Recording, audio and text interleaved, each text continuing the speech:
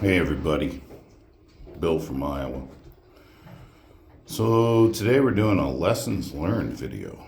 A couple, 2-3 weeks ago we installed this Chinese diesel heater in our goat barn to primarily keep the well and everything from freezing up. So we got standard Chinese diesel heater, $83 on Black Friday in Amazon right now. You could get one. I suggest everyone have at least one. I've got 3.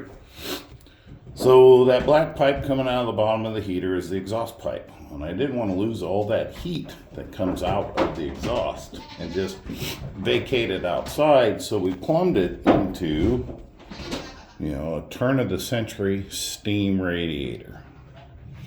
And ultimately all the hot exhaust goes into the radiator, and as it runs, it heats up said radiator, and then we plumbed it out the top and exhaust all the carbon monoxide through that hole.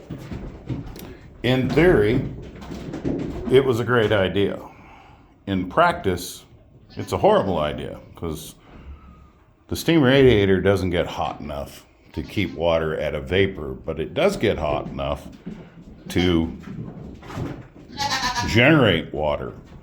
So as you can see right now, I don't know if you can see it real close, but there's little droplets of water coming out of the bottom of that steam radiator. And there's enough water in that radiator right now that it's obstructing the exhaust and causing the heater not to burn clean, which is bad.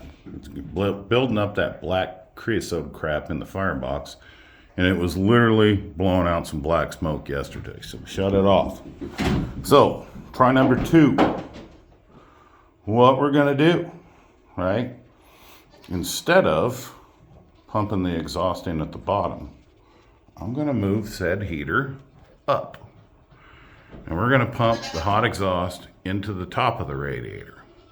And then instead of exiting at the top hole, we will take that pipe out, move it down there, saw another hole in the wall, and exit closer to the ground. In theory, as water builds up in said radiator, there's always going to be some at the bottom.